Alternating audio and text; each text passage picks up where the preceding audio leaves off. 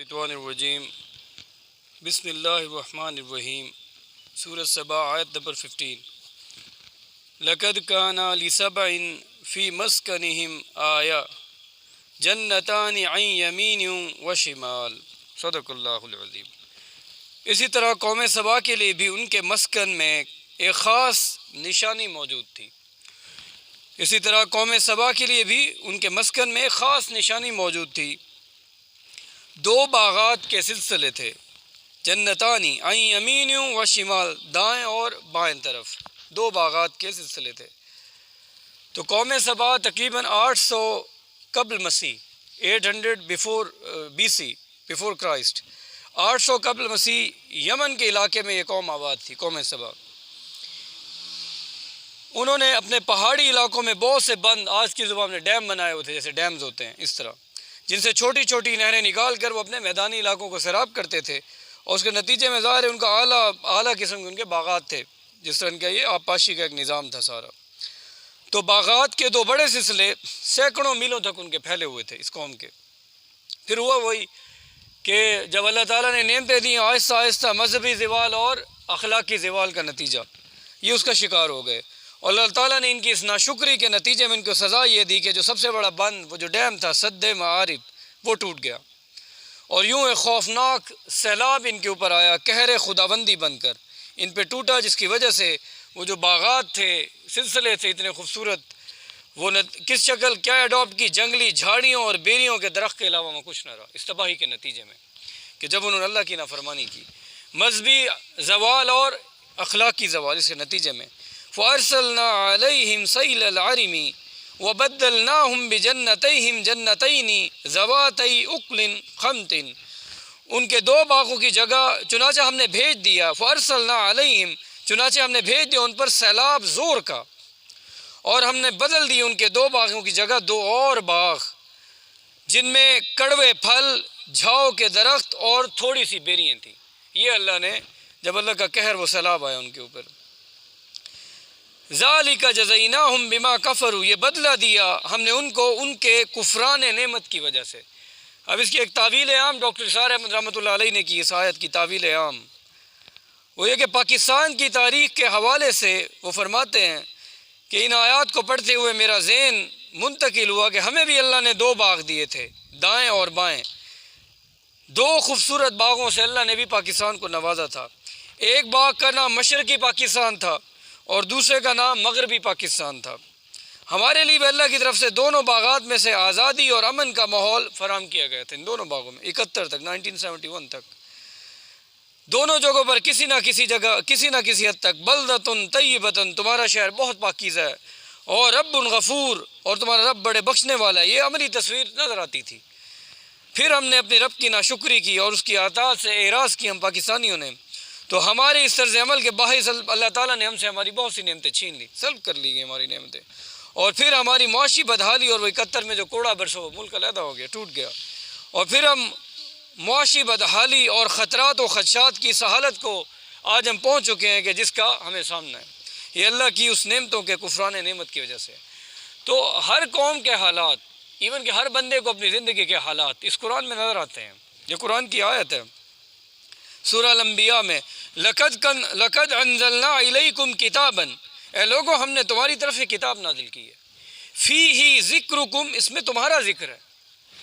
گویا کہ قرآن کے اندر ہر قوم کو، ہر انسان کو اپنے حالات کا عکس کہیں نہ کہیں ضرور مل جائے گا۔ تو یہ اس میں لقد انزلنا الیکم کتابا فیہ ذکرکم، کہ اے لوگوں ہم نے تمہاری طرف یہ کتاب نازل کی، اس میں تمہارا ذکر ہے، کیا تم لوگ عقل سے کام نہیں لیتے؟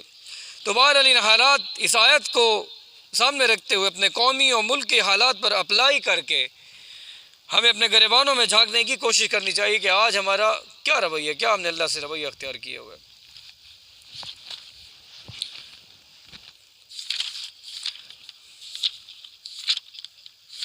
سورہ لقمان میں وہ جو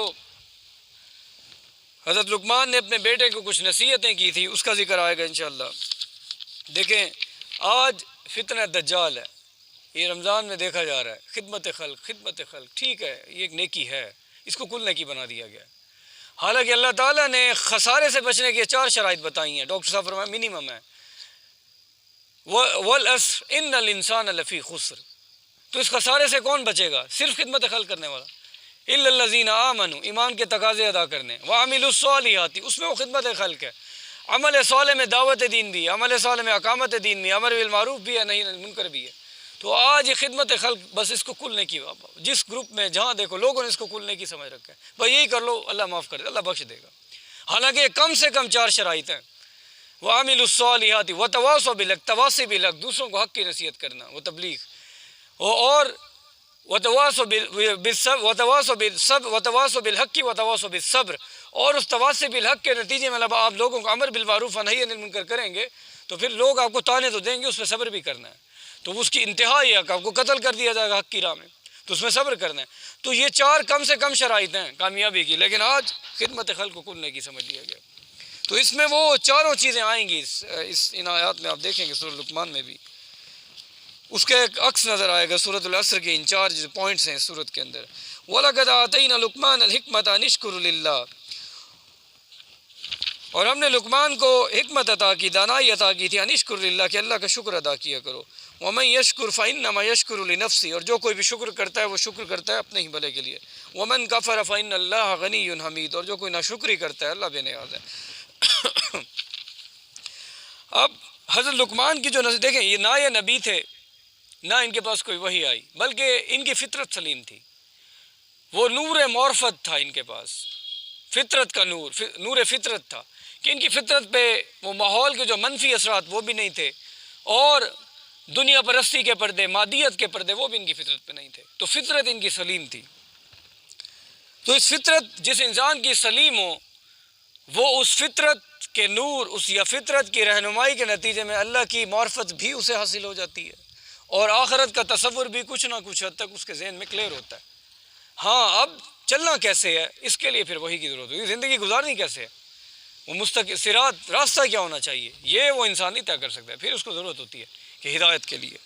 تو یہ اس طرح کے یہ ایک انسان تھے، یہ دانا تھے. جیسے ہم اقبال کو کوٹ کرتے ہیں ہر جگہ اپنی شاعری، اپنی دینی محفل میں اقبال کی، کیونکہ دانا تھے اور قرآن بھی ان کی شاعری کا مرکز و محور تھا.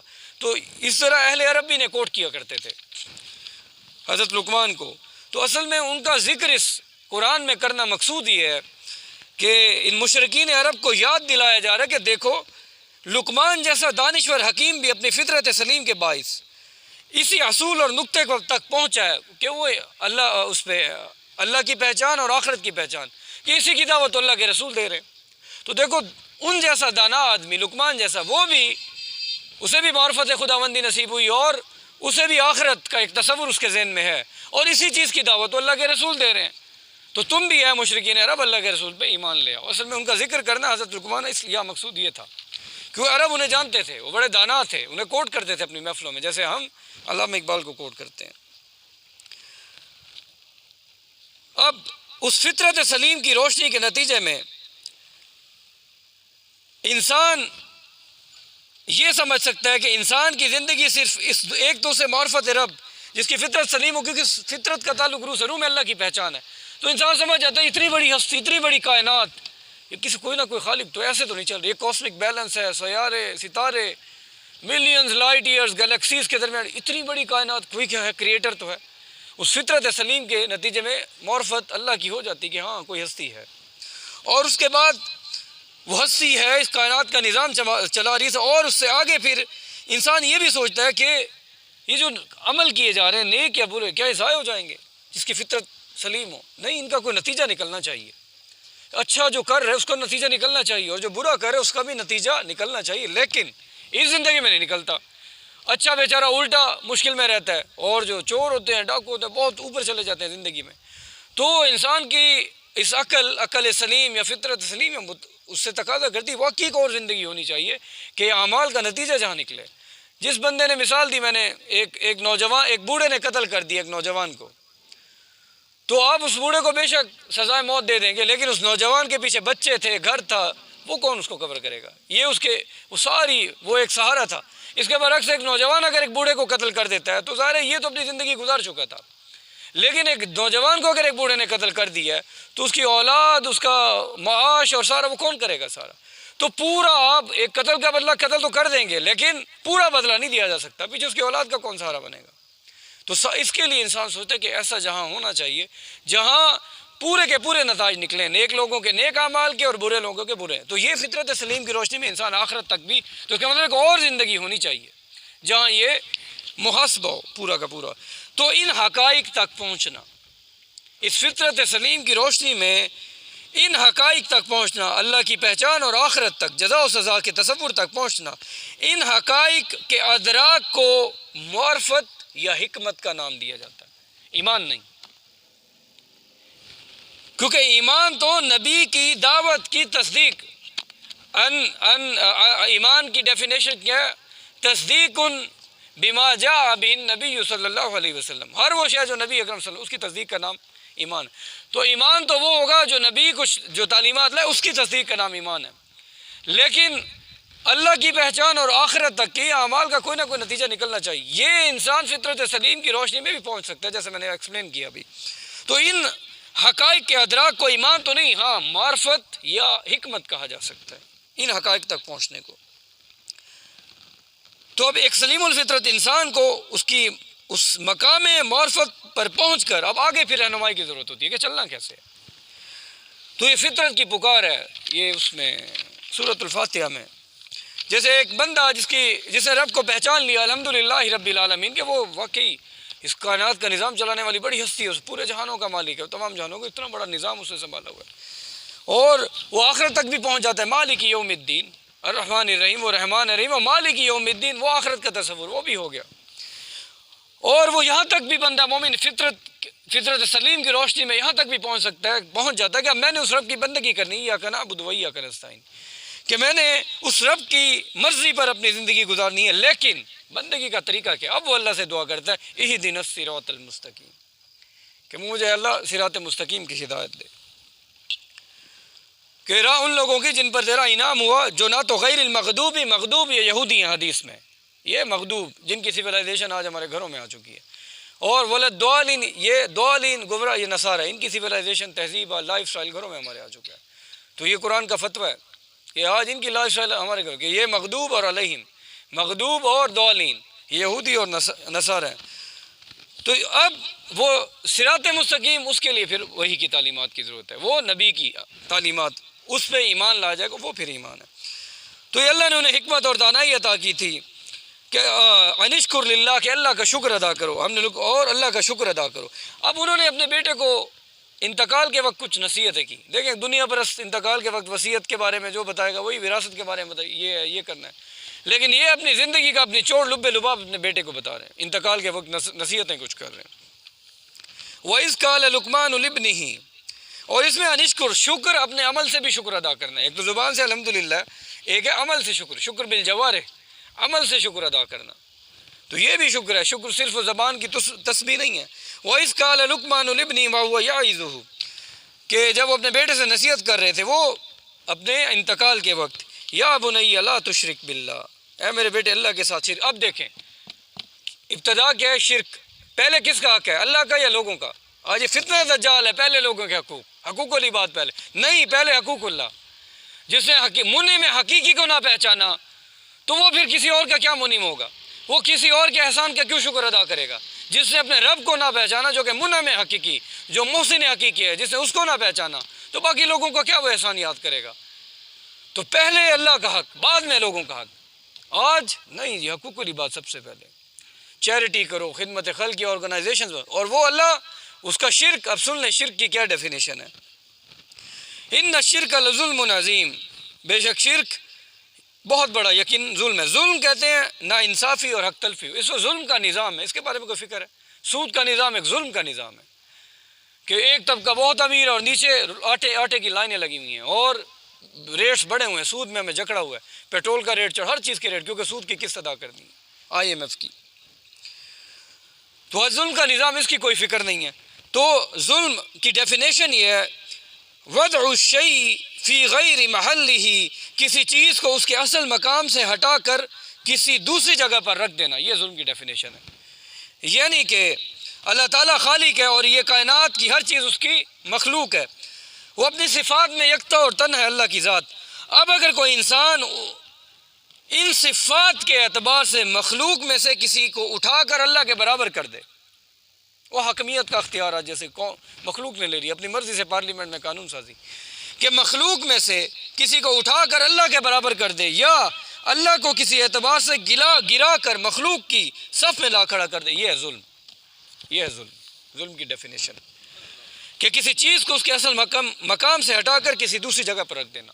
تو ان الشرک لظلم عظیم. اب آگے وہ والدین کے ساتھ ووصینا الانسان بوالدیہ، اپنے والدین کے ساتھ وہ حسن سلوک کی. اب اس میں وَإِن جَاهَدَكَ عَلَىٰ أَن تُشْرِكَ بِي مَا لَيْسَ لَكَ، اگر وہ تم پر جاہدک دباؤ، وہ جہاد ہے، جہاد فی شرک، کوشش کرنا، اسٹرگل اگینسٹ، جہاد فی شرک، کہ وہ شرک کے لیے دباؤ ڈالیں تم پہ، تو ان کا کہا نہ ماننا. فلا تو اب یاد رکھیے گا یہ شرک کے مفہوم میں اس میں ہر قسم کے شرک کا، اگر والدین اللہ کے کسی حکم کو توڑنے کا کہہ رہے ہیں یہ بھی شرک ہے. کیسے؟ کہ کیونکہ اللہ کے مقابلے میں کسی دوسرے کو مطاع ماننا گویا اسے معبود ماننا، یہ شرک فی الاطاعت ہو گئی. کہ اللہ کے مقابلے میں کسی دوسرے کو مطاع ماننا اور گویا اسے معبود بنا لے. جیسے نفس، صبح کی نماز نفس کہتے سو جاؤ، خیر ہے رہنے دو، تو کون معبود ہوا؟ مطاع میرا کون؟ میرا نفس ہو گیا. تو یہ شرک فی الاطاعت ہے. نفس میرا ارائیت من اتخذ الہ، کیا تم نے دیکھا نہیں اس شخص کو جس نے اپنے الہ جسے الہ بنا لیا، لا الہ الا اللہ، اپنے نفس کو معبود بنا لیا. تو اللہ کے واضح حکم کے مقابلے میں کسی دوسرے کو مطاع ماننا یہ اسے معبود ہے. تو یہ اگر والدین اللہ کا حکم توڑنے کا تو یہ بھی شرک ہے. تو اس لیے شرک کے معاملے میں بڑے احتیاط کی ضرورت ہے. اب آگے وَاتَّبِعْ سَبِيلَ مَنْ أَنَابَ إِلَيَّ، اور پیروی کرو اس شخص کی جو میری طرف رخ کر چکا ہے. ٹائم دیکھ لو میں ذرا، کہ جو میری طرف رخ کر چکا ہے. تو نبی اکرم صلی اللہ علیہ وسلم کی زندگی میں تو ظاہر ہے آپ وہ ہستی تھی کہ جو اس وقت یہ فریضہ رسالت ادا کر رہے تھے سارا. تو اب کیا ہوگا اس دور میں اس شخص کی پیروی ہوگی جو ہر طرف سے منہ موڑ کر، اتباع اس شخص کا ہوگا جو ہر طرف سے منہ موڑ کر اللہ کی اطاعت میں آ چکا ہے. اب ختم نبوت کے بعد امت میں سے جو شخص بھی اللہ کی اطاعت اور حضور کی اتباع کرتے ہوئے لوگوں کو اسمان انصاری اللہ، یہ دین کی طرف بلائے گا، پکار لگائے گا، آؤ میری طرف، اس دعوت دین، اس حکام نظام خلافت کے قائم کی، آؤ میری طرف. تو اب اس کا ساتھ دینا اور اس کا اتباع کرنا ضروری ہے. وَاتَّبِعْ سَبِيلَ مَنْ أَنَابَ إِلَيَّ، پیروی کرو اس شخص کی جو میری طرف رجوع کر چکا ہے. ثُمَّ إِلَيَّ مَرْجِعُكُمْ، پھر تمہیں میری طرف لوٹنا، میں تمہیں بتا دوں گا کہ جو تم کرتے رہو. آگے اگلی نصیحت، یا بنی انہا ان تکو مثقال حبۃ من خردل، یہ حبۃ من خردل رائی کا دانہ، یعنی کہ جسامت کے اعتبار سے بہت چھوٹے، یعنی کہ اتنی چھوٹی بھی جو تم نے عمل کیا ہوگا. اے میرے بچے، اگر کوئی اچھائی یا برا جو بھی عمل رائی کے دانے کے بھی برابر ہو، اور وہ عمل تم نے فتکن فی صخرۃ، خواہ وہ چٹان میں کسی غار میں بیٹھ کے کیا ہو، او فی السماء، یا وہ بلندیوں میں کیا ہو، اوپر آسمانوں میں، او فی السماوات او فی الارض، یا زمین کے اندر کیا ہو، تو اللہ اسے لے آئے گا. یاتی بہ اللہ اسے لے آئے گا. یعنی کہ چاہے جو بھی عمل ہو، اچھا ہے برا، پہاڑ کی کھو یا خلا کی پنہائیوں یا زمین کے پیٹ کی تاریکیوں میں، اللہ اسے، وہ عمل اللہ سے چھپ نہیں سکتا. اب دیکھیں یہ فطرت سلیم کے نتیجے میں پہنچے، حالانکہ ان تک کوئی وحی کی تعلیمات نہیں پہنچی تھی. اب پہلی چیز کیا تھی؟ لا تشرک باللہ، وہ ایمان باللہ، الا الذین آمنوا وعملوا الصالحات، سورۃ العصر، وتواصوا بالحق وتواصوا. تو پہلی چیز ایمان، یا ایمان کے وہ توحید کا ذکر ہوا، لا تشرک، اللہ کے ساتھ شرک نہ کرنا. یہ وہ آپ کو سمجھا رہا ہوں اس کی وہ جو ایک ترتیب جو عکس سورہ العصر کا، اس میں وہاں اگر الا الذین آمنوا ایمان کا ذکر تھا تو یہاں توحید کا ذکر ہے کہ شرک نہیں کرنا. اور وعملوا الصالحات ادھر سورۃ العصر میں، اور یہاں یا بنی اقم الصلاۃ، اے میرے بیٹے نماز قائم کرو، وامر بالمعروف وانہا عن المنکر، اور نیکی کا حکم دو اور برائی سے روکو. یہ عمل صالح اس کا ذکر آ رہا ہے. اب دیکھیں کیا وہ کون سی نماز ہوگی اس کا تصور اللہ بہتر جانتا ہے. ظاہر یہ نماز تو نہیں ہوگی.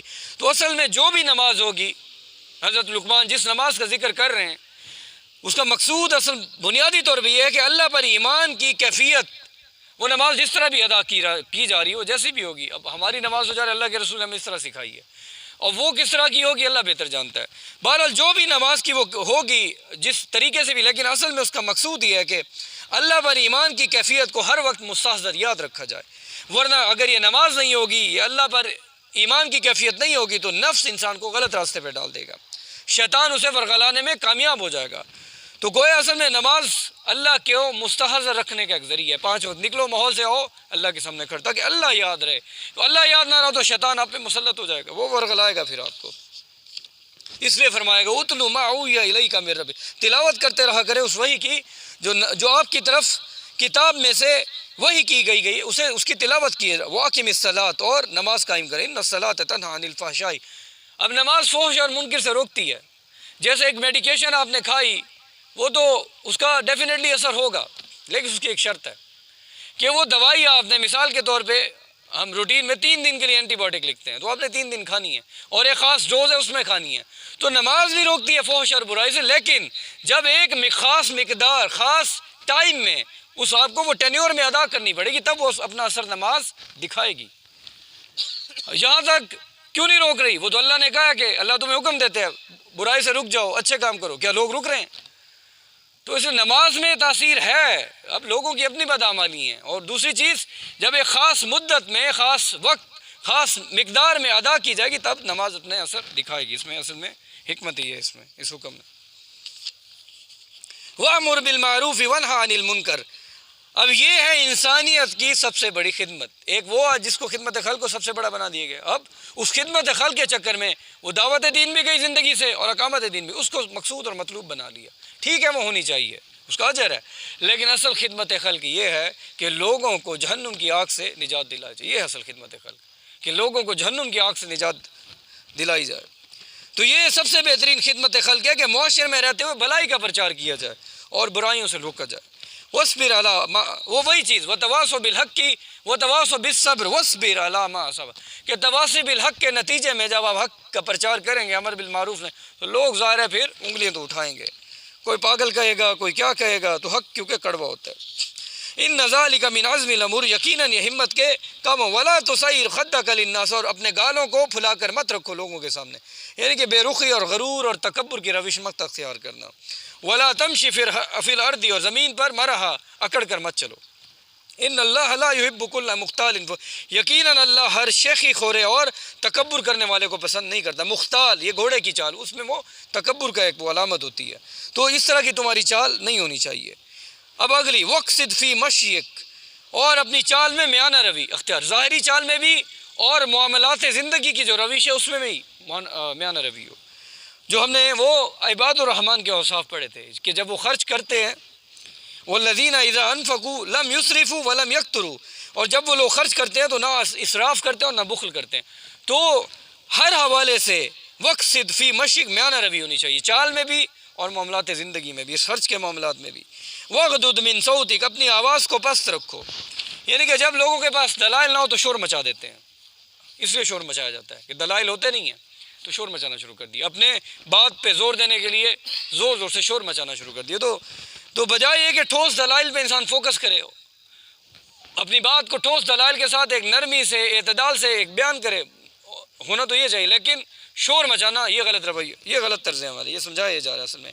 اس دلیل کی کمی کو دلائل سے پورا جائے، نہ کہ اپنی آواز اونچی کر لے انسان۔ ان انکر الاصوات لصوت الحمیر، یقیناً سب سے ناپسندیدہ آواز گدھے کی آواز ہے۔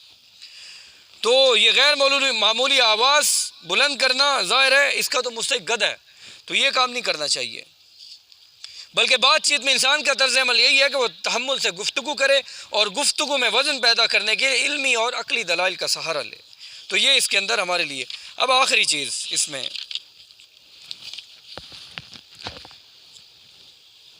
یہ سورہ فاطر میں ہے، وَقَالُوا نَحْنُ أَكْثَرُ أَمْوَالًا وَأَوْلَادًا، اور وہ آسودہ حال لوگوں نے کہا، مترفین، آسودہ حال لوگ، یہ مترفین ایلیٹ کلاس جن کو اللہ نے اقتدار دی ہے، اتھارٹی دی ہے معاشرے میں، جن کے پاس اتھارٹی ہے خواہ وہ جس شعبے میں بھی ہیں، نحن اکثر اموالا و اولادا، ہم مال اور اولاد میں بڑھ کر ہیں اور ہمیں عذاب نہیں دیا جائے گا۔ یہ دنیا پرستانہ سوچ کہ اللہ کی طرف سے ہمیں اولاد اور دولت جیسی نعمتوں سے نوازا گیا، تو اس سے یہ ثابت ہوتا ہے کہ وہ ہم سے خوش ہے، یہ سوچ ہے مترفین آسودہ حال لوگوں کی، کیونکہ ہمیں مال اور دولت سے اس دنیا میں نوازا گیا، اس کا مطلب ہے اللہ ہم سے خوش ہے اور ہم اس کے نور نظر ہیں۔ چنانچہ جس طرح ہم دنیا میں خوشحال ہیں، خوشحالی ہمیں حاصل ہے، اس طرح آخرت میں بھی ہمیں عیش کی زندگی ملے گی اور اس لیے ہمیں عذاب نہیں دیا جائے گا، یہ مترفین نے کہا۔ تو قل ان ربی یبسط الرزق لمن یشاء، اے نبی صلی اللہ علیہ وسلم آپ کہہ دیجئے یقیناً میرا رب جس کے لیے چاہتا ہے دنیا کا رزق وسیع کرتا ہے اور جس کے لیے چاہتا ہے تنگ کر دیتا ہے۔ گویا رزق کی کمی یا زیادتی کا معاملہ، رزق کی کمی یا زیادتی کا تعلق کسی انسان کے اللہ کے ہاں محبوب یا مغضوب ہونے سے نہیں ہے، کہ ایک بندے کے پاس رزق زیادہ ہے اور وہ سمجھتا ہے میں اللہ کا محبوب ہوں، غلط سوچ ہے یہ۔ جس کا کم ہے وہ سمجھتا ہے کہ میں مغضوب ہوں، یہ غلط سوچ ہے۔ کہ رزق کی کمی یا زیادتی کا تعلق کسی انسان کے اللہ کے ہاں محبوب یا مغضوب ہونے سے نہیں ہے۔ اللہ کے ہاں دنیا کی نعمتوں کی تقسیم لوگوں کے اعمال پر نہیں ہے، سب کو دے گا، وہ تو کفار کو بھی دے رہا ہے۔ تو اللہ کے ہاں اب یہی لوگ سمجھتے ہیں کہ کیونکہ ہم اللہ نے دولت اس لیے دی ہے کیونکہ ہم اللہ کے محبوب ہیں، اللہ نے ہمیں دی ہے تو وہاں بھی ہمارے ساتھ اچھا سلوک کرے گا۔ تو لوگوں کے اعمال، اللہ کی نعمتوں کی جو تقسیم ہے لوگوں کے اعمال پر نہیں ہوتی یا ان کے اعتقادات پر نعمتوں کی تقسیم نہیں ہوتی۔ چنانچہ اگر کسی کے پاس دولت کی کثرت ہے تو اس کا یہ مطلب ہرگز نہیں ہے کہ وہ اللہ کا نور نظر ہے۔ حدیث میں اگر دنیا کی وقت اللہ کے ہاں مچھر کے پر کے برابر بھی ہوتی تو وہ کسی کافر کو پانی کا ایک گھونٹ پینے، اللہ تو کافروں کو اتنا دے رہا ہے۔ تو اصل میں وہی بات ہے، رزق کی یہ جو اللہ کے ہاں دنیا کی نعمتوں کی جو تقسیم ہے وہ لوگوں کے اعمال پر نہیں ہے، اس سے اس کا کوئی تو۔ چنانچہ جس مال و دولت پر لوگ اتراتے ہیں اس کی وجہ سے اپنے آپ کو اللہ کا نور نظر سمجھتے ہیں تو اللہ کے نزدیک اس کی کوئی اہمیت، اللہ کے نزدیک اصل اہمیت یہ تو اللہ کی رزق کی تقسیم ہے، وہ سب کو دے رہا ہے، تو اصل نتائج تو وہاں نکلیں گے روز محشر۔ وآخر دعوانا الحمد للہ رب العالمین۔